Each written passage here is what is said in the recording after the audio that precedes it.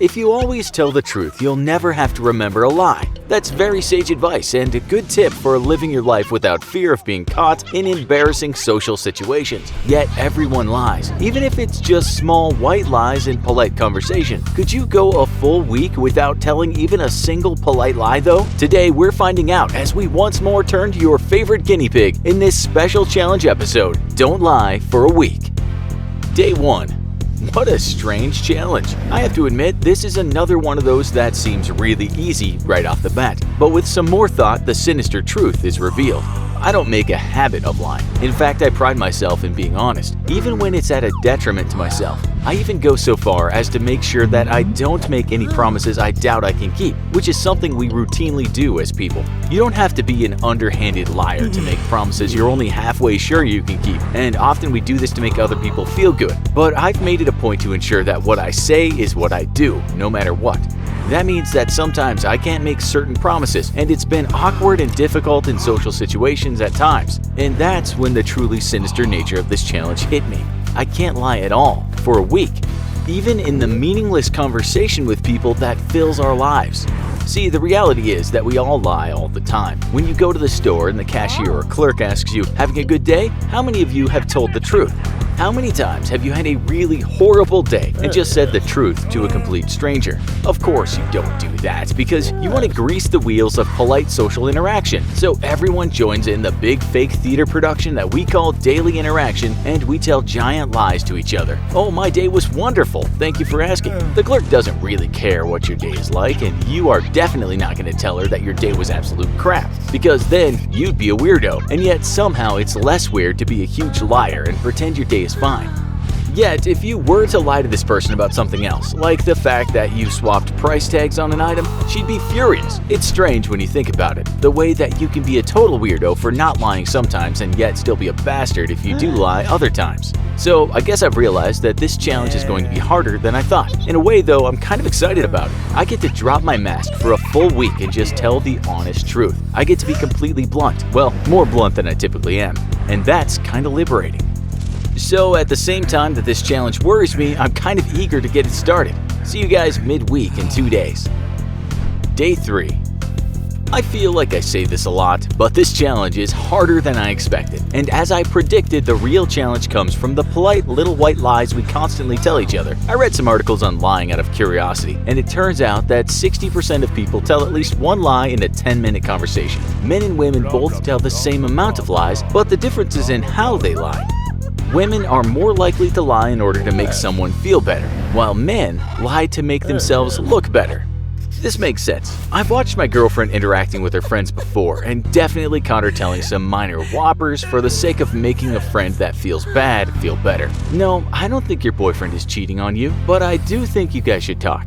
I've heard her say this one before to a friend, whom we both highly suspected had a boyfriend that was definitely cheating on her. But of course, you can't just say to someone with a breaking heart, "Yeah, your boyfriend is a scumbucket." You have to be gentle, prod them toward the truth with a tiny little lie. Give a tiny little bit of hope that will move the person in the right direction toward discovering the truth on their own. Of course I've done the same thing. I clearly remember once in conversation with another couple we had just met where I rounded up on the number of days one of my art shows featuring my photo prints lasted. It wasn't a huge rounding error. I simply went from about 13 days to, quote, about half a month, end quote, for the sake of simplicity. But it was in fact a lie, and it did make me look better in the eyes of the people I told it to. It's probably difficult to ascertain the veracity of a study on lying when people can, well, lie about the results, but this one seems to be right on the money. Anyway, so the little white lies that I'm not telling have been getting me in trouble, or at least into awkward social situations. I went to the store and decided that it would be the perfect place for my first stab at this challenge, since the cashiers at my local grocery store constantly ask how my day is, and if I found everything okay. Truth be told, my day was going pretty okay, but when I got to the register, a little kid belonging to the woman behind me kept acting up and running into me as he threw his little temper tantrum. So when the cashier asked me if everything was okay, I told him that I wish that they would throw bratty little kids out of the store if their parents refused to discipline them. Bam! Just like that, everyone sort of froze. Then the woman behind me said, "Excuse me?" And that's when all hell broke loose.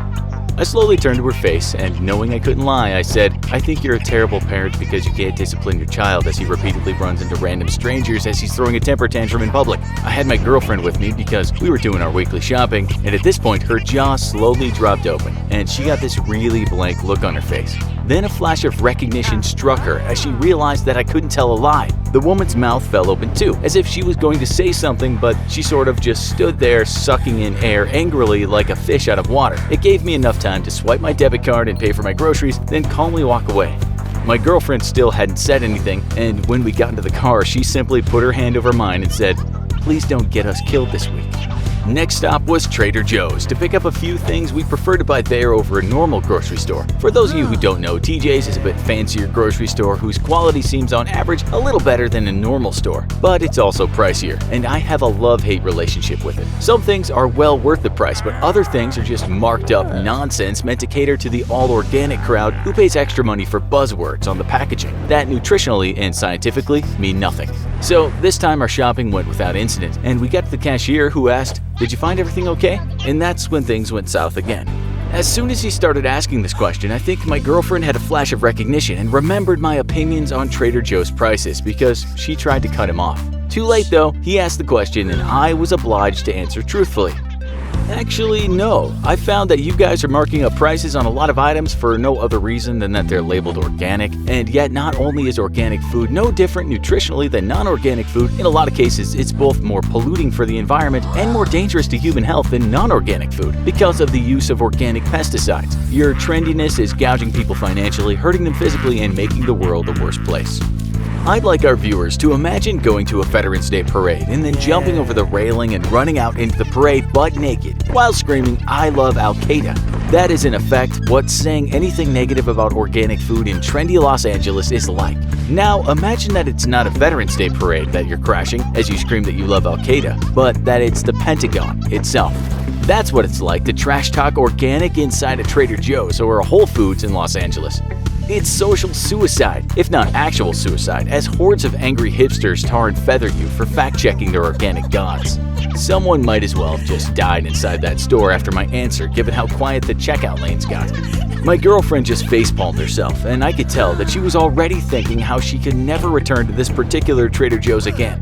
I guess it's a good thing there's one every 3 miles in this town. You know, this challenge worried me at first, but I'm finding it strangely liberating, almost liking it.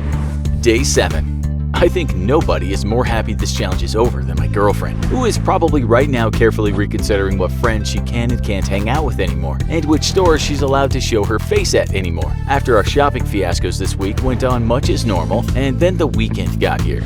This weekend, we had another social function to go to, which is pretty much a must-do for every person who works in any capacity within the entertainment industry here in LA. Basically, they're just get-togethers for actors, producers, writers, and directors who all try to find someone with more power and influence or money than them. And then they suck up to them all night long, trying to get them interested in their project. It's a huge waste of time, and I 100% hate these things, but they are sadly a bit of necessity for working professionals, so they can occasionally do some real networking. I typically haunt the bar while the girlfriend networks for the both of us, because I'm not a people person. This event was different, because I had a secret superpower up my sleeve to handle the evening with. I couldn't lie. Not even a tiny polite lie to make awkward conversations a tiny bit better. I had to 100% tell the truth, and I was really looking forward to it, probably as much as the girlfriend was dreading it. She warned me at least 5 times to be nice, and I told her that I was going to be so nice that I would be 100% honest with everyone. That did little to calm her down. At first, the evening went okay. Then, inevitably, we both got cornered by someone we've met before who constantly tries to talk about his project, which always sound terrible and I have absolutely zero interest in. He's always been a nice enough guy, and I've always found a polite way to excuse myself from the conversation. This time, I couldn't do that. So this time I simply said, "I'm sorry, none of this interests me at all, and I don't see us ever collaborating on anything, so instead, I'm gonna go get a drink." Then I walked away. I don't know how he reacted because I wasn't looking, but I did catch him glaring at me later in the night. See? Told you, people get mad at you if you tell the truth pretty much as often as if you lied to them and they found out. Needless to say, I will likely not be making a reappearance at any of these networking events anytime soon. And you know what? I'm totally okay with that. Truth be told, I was afraid of this challenge at first, but by the end of this week, I feel kind of liberated. I've no doubt burned a bunch of social bridges, and I can probably never step foot in at least 4 different grocery stores now. But any bridges I burned were with scumbags anyway, so I'm feeling pretty okay about this last week. The girlfriend, on the other hand, is a bundle of nerves right about now, because she's always been our social diplomat, smoothing the rough waters I accidentally create, and this week, she's been the League of Nations trying to prevent World War I. She deserves a medal for all the social cleanup work she's gonna have to do over the next few weeks. I really felt like I owed her one, so just before the clock ran out on the week-long challenge, I reminded her that I couldn't lie for another 5 minutes. Then looked at her as she lay in bed reading with no makeup on and her hair a mess, and I told her that she was the most beautiful woman I'd ever met. She got a big smile on her face, and I think everything's gonna be okay after all. Think you could go a full week without telling a single lie? Let us know in the comments, and as always, if you enjoyed this video, don't forget to like, share, and subscribe for more great content.